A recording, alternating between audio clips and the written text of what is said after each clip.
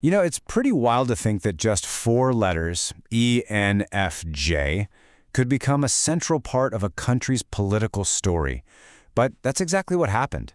Today, we're going to unpack the fascinating story of how a personality test became a huge political strategy for former South Korean President Yoon Suk-yeol. And more importantly, what happened when that shiny, crafted image smacked right into political reality? And really, that sets up the big question for this whole explainer. What actually happens when the brand a political leader builds for themselves just doesn't seem to match up with what they do once they're in power? It's a huge disconnect, and we're going to get into it. Okay, so our story kicks off in a pretty unusual way. We're not talking about a big policy speech or a rally. Nope. It all starts with a personality test reveal. You have to understand, this was the moment former President Yoon's campaign decided to drop his MBTI type. And this wasn't just some casual get-to-know-me fun fact. Oh no, this was a calculated, super strategic political play. And the way they did it? I mean, the timing and the method were anything but casual. So picture this. It's January 30th, 2022. It's the Lunar New Year holiday, so basically everyone's paying attention. The campaign doesn't do a stuffy old press conference. Instead, they roll out this cutting-edge AI Yoon avatar right on their website. It was a super modern, tech-savvy move, aimed straight at younger voters, a generation that, sees the MBTI as a real cultural touchstone. And here's where he gets really clever. Pay attention to the exact words they used. The AI avatar didn't just spit out the four letters ENFJ. Nah, it immediately framed it. By calling the ENFJ type a righteous social activist, they created this perfect, instant connection to Yoon's whole backstory as a tough prosecutor who took on corruption. It was a brilliant piece of branding. And believe me, they did not stop there. The campaign went all in. I mean, they built this entire brand, this whole persona, around the absolute best traits you can find in an ENFJ.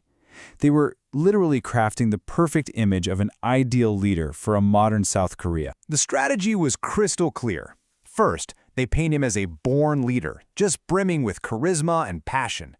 Then, they tie that ENFJ label right back to his past, fighting risks for social justice.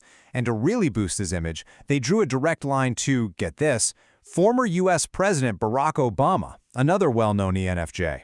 They even threw in associations with huge names like Oprah Winfrey and famous South Korean actors for that extra celebrity sparkle. The whole point was to create this warm, empathetic, inspiring leader to soften that tough, maybe even rigid image of a lifelong prosecutor. All right, so the campaign built the brand. The persona was locked in. But here's the turn. This is where the story gets, complicated. Because now we have to ask the really important question. Did that charismatic, empathetic ENFJ persona actually line up with the reality of President Yoon in office? So to figure that out, we've got to peel back the layers of branding and look at what actually happened. Let's break down the core promises of that ENFJ profile and put them side by side with President Yoon's actual record, his documented actions, and his leadership style. And just looking at it from a high level, the contrast is pretty stark. On one hand, you've got the ENFJ promise, right? Empathetic, communicative, visionary. But on the other hand, you have what his critics saw, a reality marked by division, isolation, and confrontation. So let's dig in and see how this played out, letter by letter. Okay, so the contradiction really snaps into focus when you break it down letter by letter. Let's start with E for extroversion. An ENFJ is supposed to be social, expressive, energized by people, but what we saw was a preference for top-down communication. He even ended those daily press Q&As. Then there's N for intuition. That's all about the big picture and future possibilities, but critics said he lacked that future vision, focusing instead on immediate threats. Now for F, feeling. This is a big one. It's about empathy, harmony, making decisions based on values. But that seemed to clash with what was described as a black and white logic that would label opponents as criminals. And finally, J for judging. He was definitely decisive, but many saw that decisiveness as rigidity, as being uncompromising, which led to accusations of an authoritarian style. And that F for feeling, that whole empathy thing, it really gets crystallized in this one. Pretty shocking moment. When he was visiting the scene of a fatal flood, he reportedly asked this question. Now, for his critics, this wasn't just a poor choice of words. No, they saw it as clear proof of a massive disconnect from the suffering of his own citizens, a huge empathy gap. So, if the ENFJ brand just doesn't seem to fit the evidence, then what does? Well, the source material we're looking at here offers up a totally different way to understand his leadership. It's a framework built not on a personality test, but on his long career as a prosecutor. This theory calls it the prosecutor's worldview. And what does that mean? Well, it's a mindset that basically frames everything in legal terms.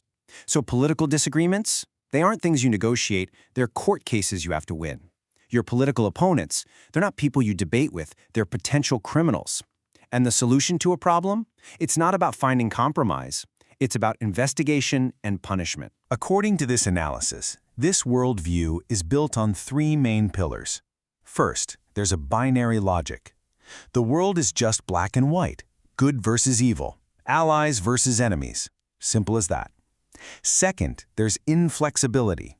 You stick to your guns, no matter what, because compromise is seen as a weakness.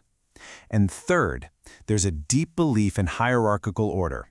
You know, top-down command and control is better than working together with expert. And here's the thing. When you start looking at his presidency through this prosecutor's worldview lens, all those major criticisms, the lack of empathy, the lack of communication, the inflexibility, they suddenly don't look like random, isolated flaws anymore. Instead, they start to look like consistent, even predictable symptoms of this core mindset. A mindset where legal procedure just naturally trumps human emotion in the art of negotiation. So as we start to pull all these threads together, you can really see the whole journey. We went from this very appealing political myth, the charismatic ENFJ leader, to the stark, documented reality of what the sources are calling the prosecutor president. And if there's one number that really drives this whole argument home, it's this one.